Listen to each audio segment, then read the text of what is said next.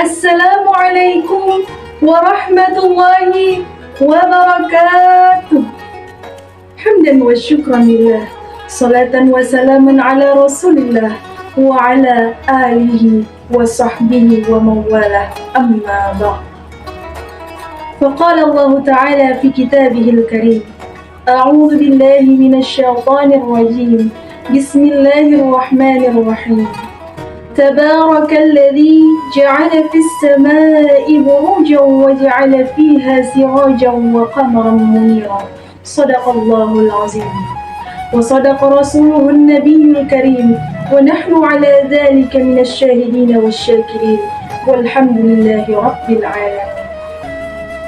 Puji syukur marilah senantiasa kita ucapkan atas kehadiran Allah Subhanahu wa Ta'ala yang telah begitu banyak melimpahkan nikmat, taufik, serta hidayahnya kepada kita sehingga kita masih dapat melangsungkan aktivitas kita seperti biasa dalam keadaan sehat walafiat.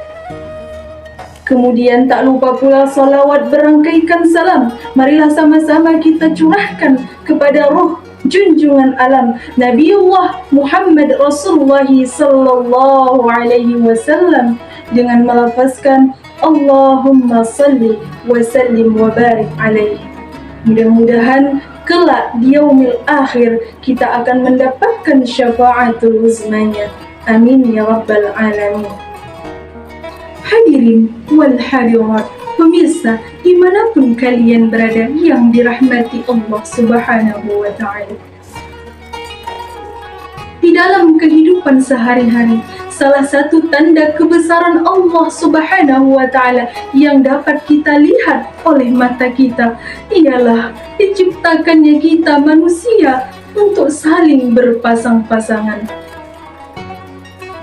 dengan tujuan untuk membentuk sebuah keluarga yang di dalamnya ada rasa sakinah, mawaddah, dan juga warahmah. Hadirin wal hadirat, hal ini jelas langsung dituangkan oleh Allah dalam firman-Nya, Quran Surah Ar-Rum ayat 21 yang berbunyi, A'udzu billahi minasy syaithanir rajim. Bismillahirrahmanirrahim. Wa min ayatihi an khalaqa lakum min anfusikum azwaja litaskunu ilayha wa ja'ala bainakum mawaddatan wa rahmah. Inna fi dzalika laayatin liqaumin yatafakkarun. Yang artinya, di antara tanda-tanda kebesaran Allah ialah Dia menciptakan pasangan dari jenis kamu sendiri, supaya kamu cenderung dan merasa tentram padanya. Dan Dia menjadikan di antara kamu rasa kasih dan sayang. Yang demikian itu adalah tanda-tanda kebesaran Allah bagi orang-orang yang berpikir. Hadirin wal hadirat, pemirsa dimanapun kalian berada yang dirahmati Allah Subhanahu wa Ta'ala. Di dalam membangun sebuah keluarga, tentu tidak hanya ada rasa manisnya saja, melainkan di dalam keluarga juga kita akan dihadapkan oleh beberapa tantangan.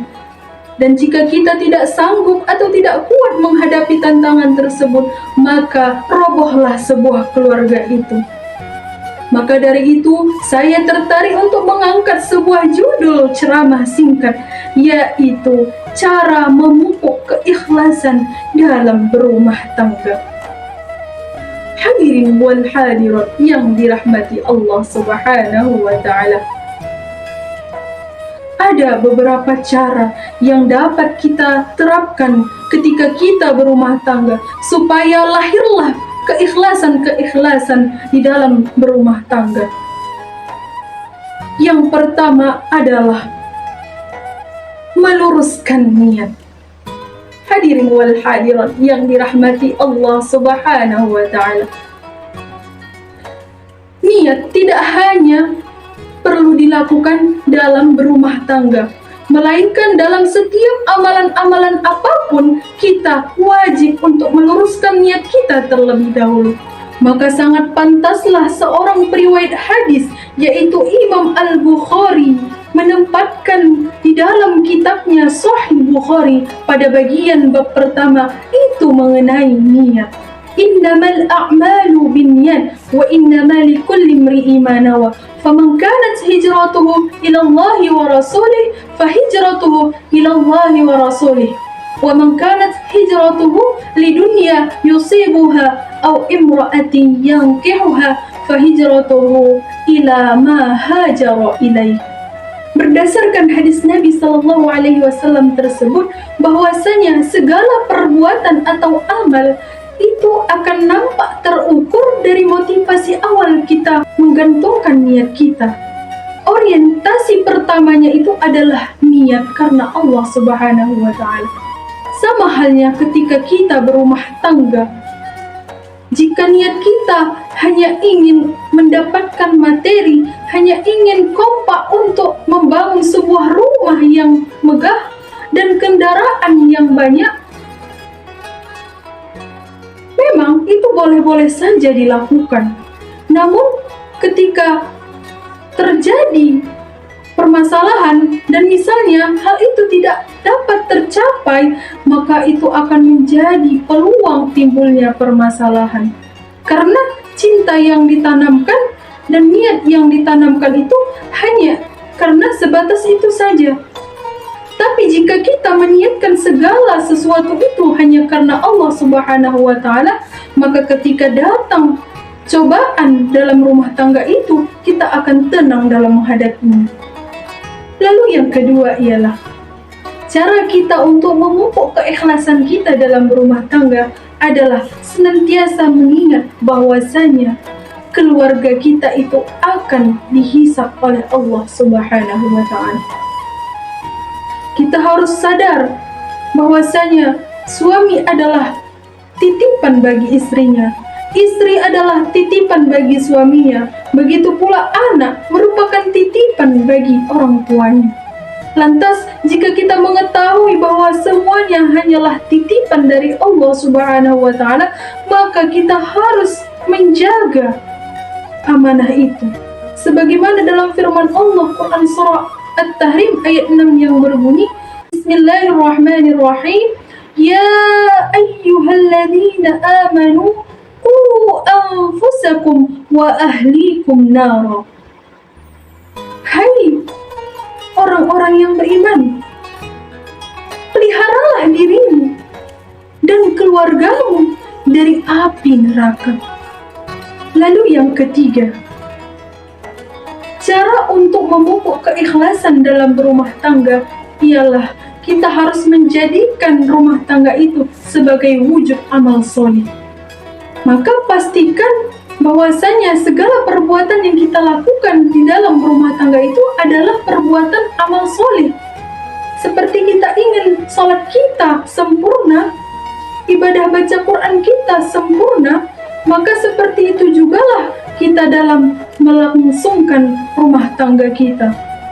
Karena jika kita senantiasa melaksanakan sholat, senantiasa berpuasa dan bersedekah, dan melaksanakan amal-amal solih lainnya, maka Allah sudah menjamin di dalam Al-Quran surah At-Tur ayat 21, kita akan berkumpul nanti bersama sanak keluarga kita di surga. Lalu yang terakhir adalah hempaskan segala permasalahan di rumah tangga itu dalam sajadah.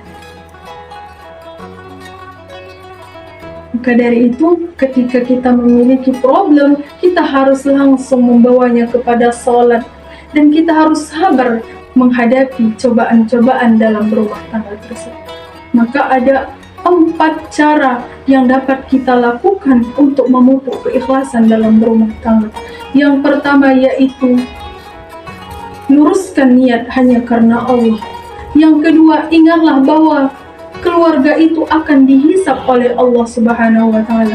Yang ketiga, menjadikan rumah tangga itu sebagai wujud amal soleh kita.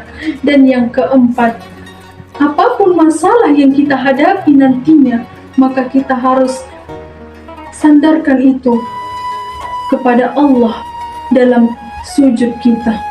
Demikianlah. Nasrun minallahi wa fathun qarib wa basyiril mu'minin. Wassalamu alaikum warahmatullahi wabarakatuh.